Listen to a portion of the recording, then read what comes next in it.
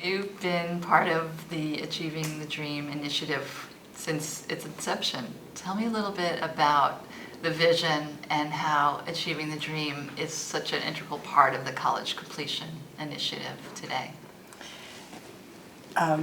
When I joined the Lumina Foundation staff in 2003, the then president said, we must have a community college initiative. We must have some way of helping promote the success agenda in community colleges. And it's hard to remember because things have changed so much.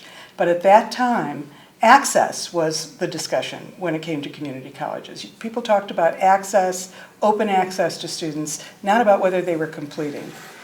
The idea behind Achieving the Dream then was, how do we encourage completion? How do we help colleges begin to take responsibility for helping students get to completion, certification, two-year degrees, transfer.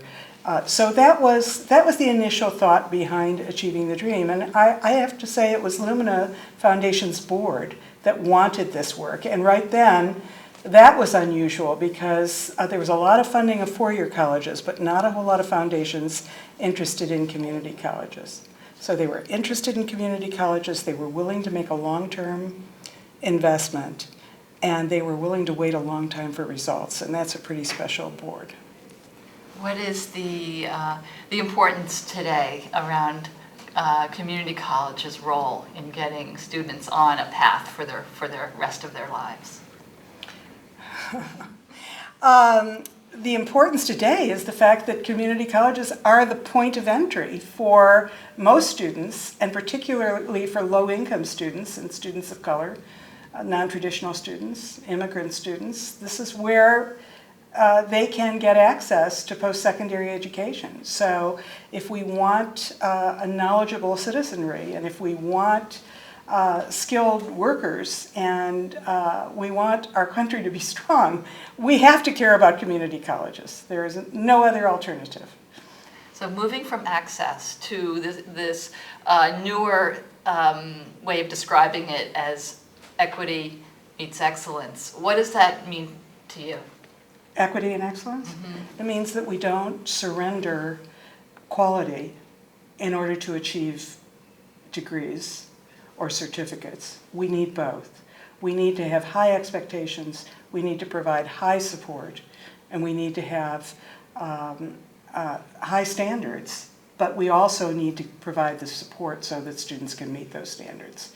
I think the old equity versus excellence debate is no longer valid. What is special about Achieving the Dream is that at the time that we started Achieving the Dream, there were lots of organizations that cared a little bit or a lot about community colleges, but that did not have wide range. They didn't have a lot of scope. And so Achieving the Dream built the infrastructure to support colleges by building those organizations at the same time that those organizations worked with colleges. Achieving the Dream gave colleges access to the types of technical assistance and support that they would not be able to go out and get on their own. Public agenda, for example, jobs for the future, the leadership program at the University of Texas, MDC.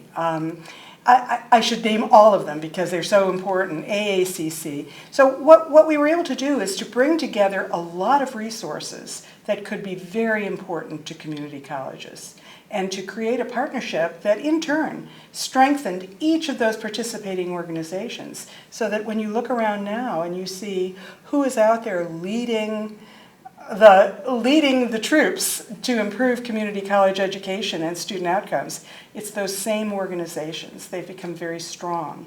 And we've gone from the initial 27 Achieving the Dream community colleges to hundreds of colleges, from the initial Strategy Institute of about 200 people to 1,500 people. So a movement has grown, and I think that's really important. With the growth of the movement, what are the qualities that a network brings? How do the institutions learn from each other that you've seen? That's a fascinating question. It's a very good question. Let me tie it to something concrete, to the annual Strategy Institute. Achieving the Dream brings together teams from the colleges every year.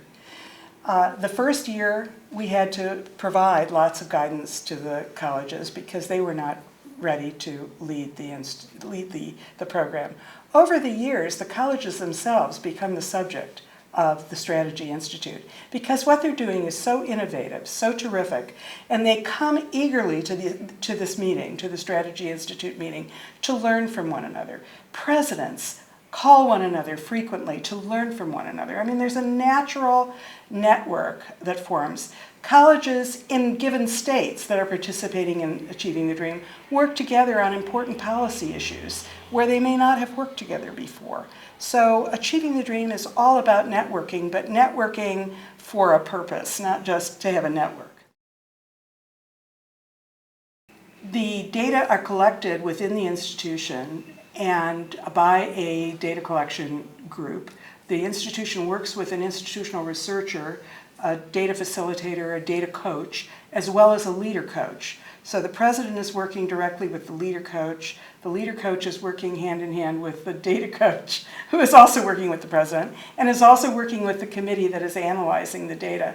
Very quickly, it becomes an important message that this work is data-driven, that we are looking at your data. We expect you to look at student outcomes. We want to see if students persist. We want to see if they get through developmental education courses and get into credit-bearing courses. We want to see if they re-enroll from semester to semester. Those are the kinds of data points that we expect colleges to be looking at. And they quickly, many of them were already looking at those data points, but those who weren't quickly become part of that culture of looking at data, examining data.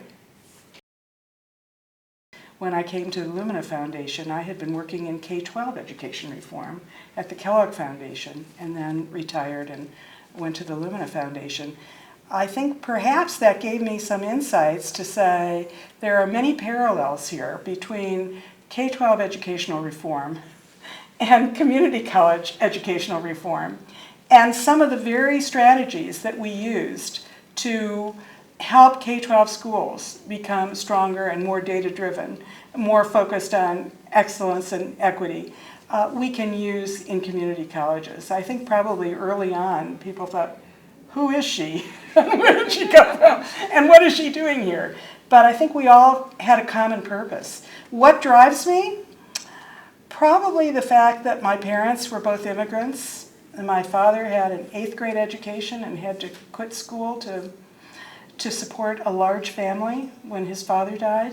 And I realized how important education is and was very thrilled to be part of the first generation of my family to be college goers. And I realized just how important that has been in my life.